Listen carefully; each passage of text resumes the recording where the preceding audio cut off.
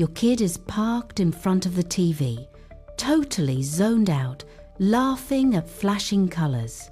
And you tell yourself it's fine, it's just cartoons. But here's what's actually happening inside their skull right now. Some shows are quietly building their brain, teaching emotional regulation, expanding vocabulary, wiring empathy, and others are doing the opposite. And the worst part, the cartoons doing the most damage, are the ones your child begs times to watch the most. Most parents don't think about cartoons as a developmental tool. They think of screen time as neutral, a babysitter, a reward. But neuroscientists who study early childhood development say something different. The first 8 years of a child's life, the brain is forming at a speed it will never reach again.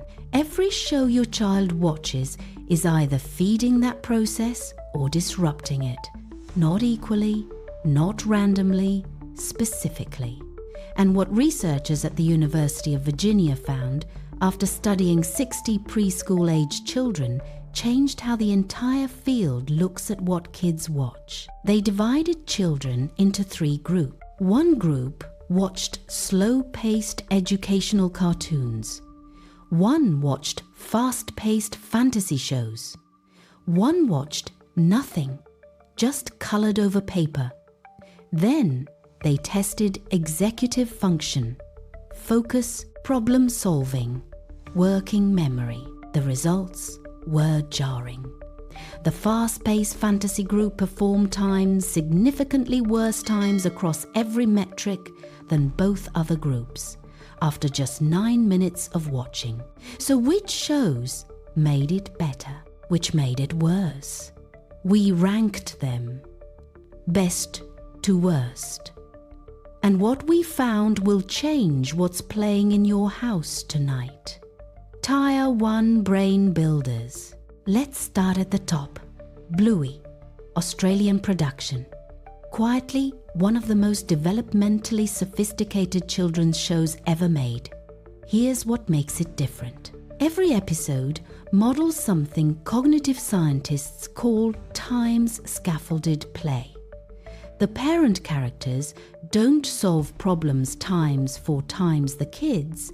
They play alongside them, ask questions, let conclusions happen naturally. Your child watching this isn't just entertained. They're watching a template for how to think through situations. The pacing is slow enough for their prefrontal cortex to follow cause and effect.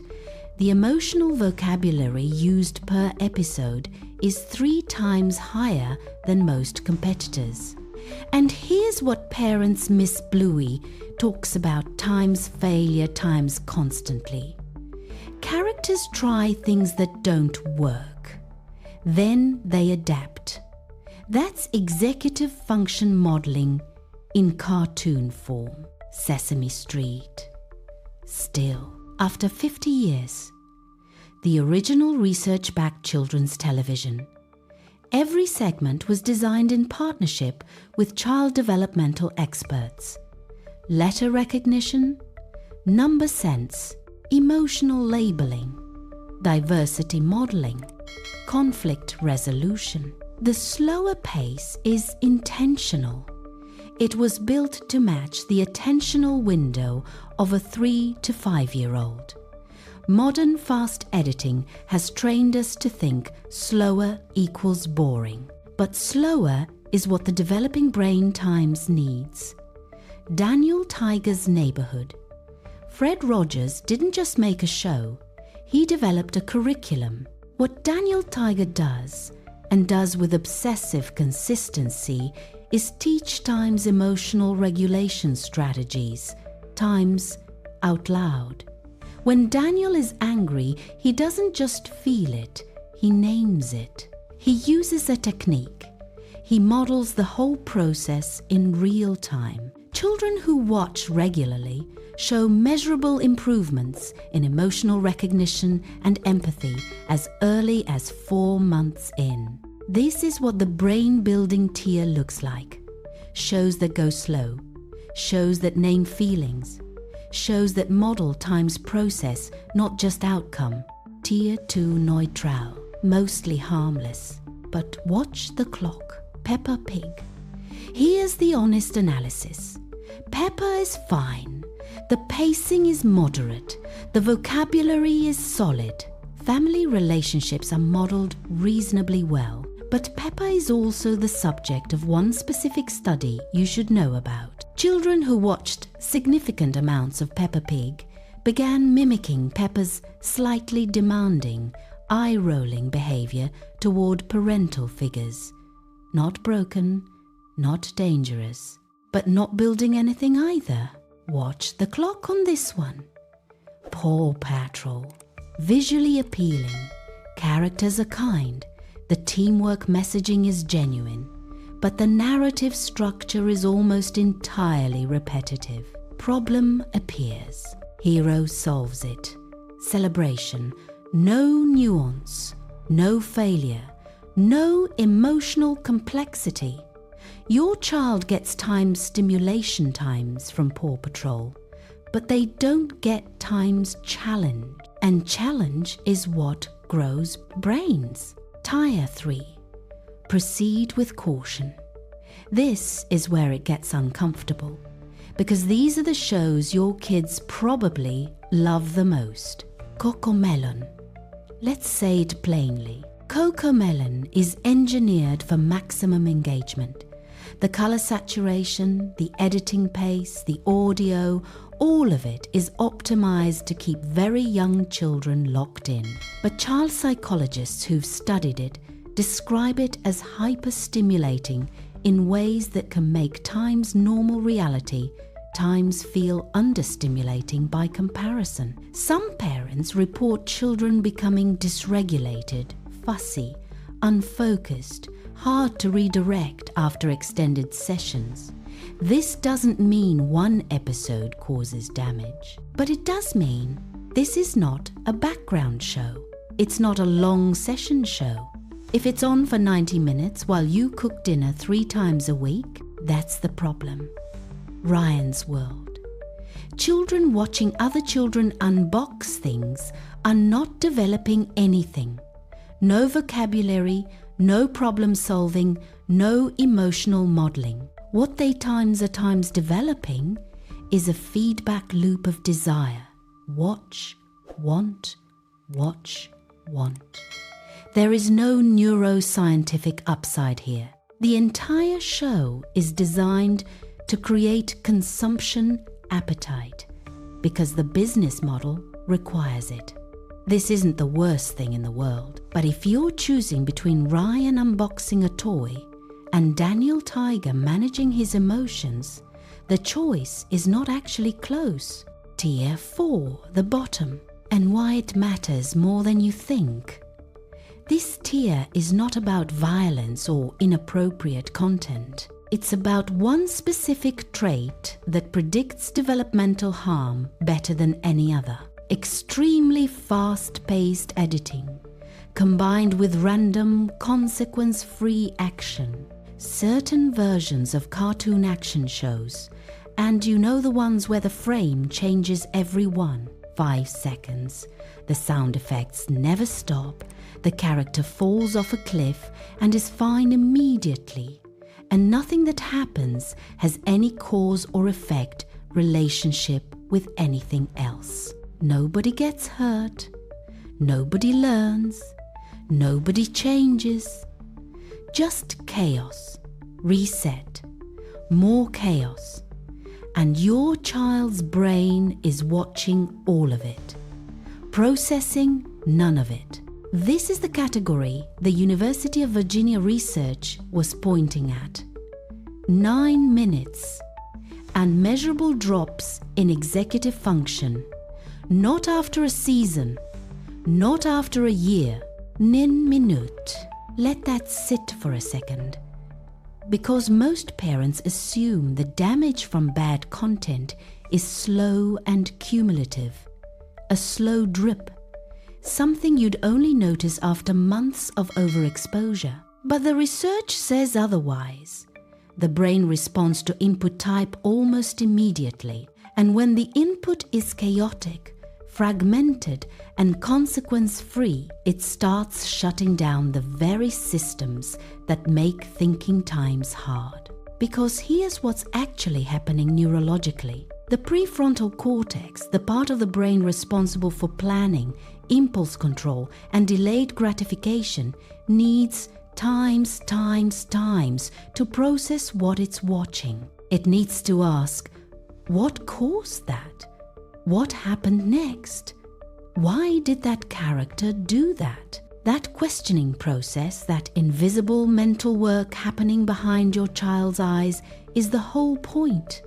That's where development lives. When the content moves faster than processing speed, the brain essentially stops asking those questions.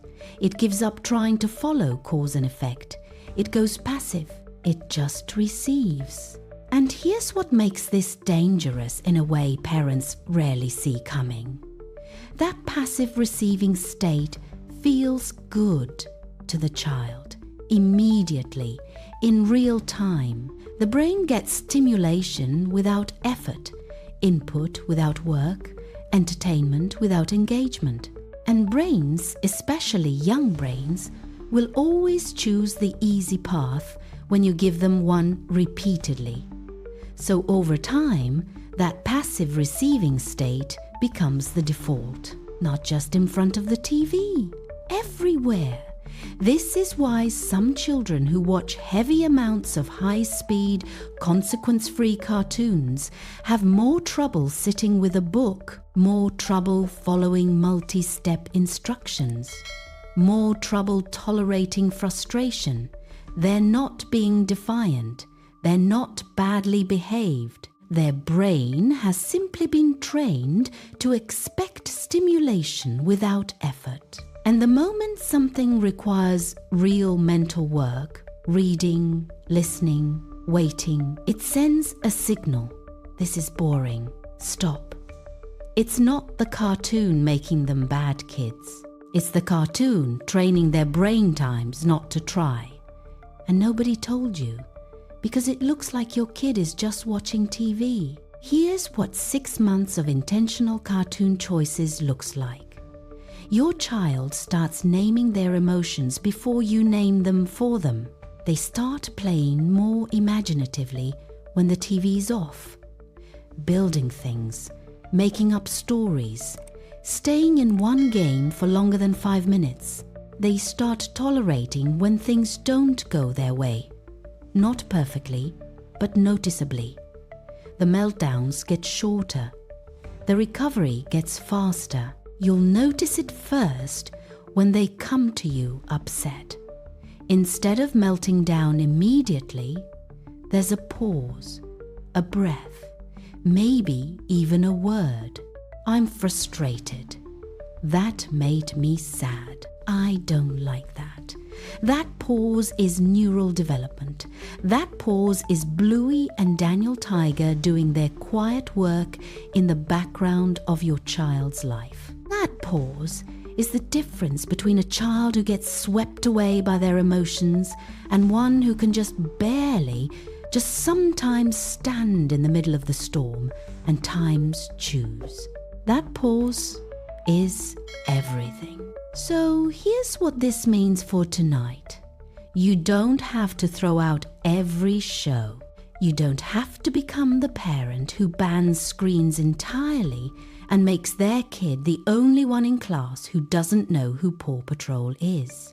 That's not the goal. But you do need to make one decision. Default matters. What goes on when you need 30 minutes to make dinner? When you're exhausted and you just need them to sit still? When you're in the car and the noise is too much? That default show, that automatic choice, that thing you put on without really thinking about it, that's the one that shapes the brain. Because it runs 200 times a year. If your default is Coco Melon at high volume, you're accidentally choosing the wrong thing over and over again every single week. Not because you're a bad parent, because nobody ranked it for you. Nobody told you what was actually happening on a neurological level. Now you know. But if your default becomes Bluey, Daniel Tiger, a slow-paced show with emotional vocabulary and real consequences and characters who fail and adapt and grow, you just changed the input your child's brain gets 200 times this year. And that math is staggering when you actually sit with it. 200 episodes of modeling emotional regulation, 200 episodes of watching a character try something, fail, and try again. 200 episodes of hearing feelings named out loud in full sentences without shame. That's not screen time. That's training. And brains are built by inputs, repeated consistently, quietly. Your child won't remember the cartoons, but their brain will. Every pathway, every pattern, every habit of mind that forms in those first 8 years, some of it was built in front of a screen you chose. So choose the default. Then come back and tell me what changed. Because parents who make this one switch report differences they didn't expect in how their kids' times talk, how they times play, how they times fight, in who they're becoming. You've got this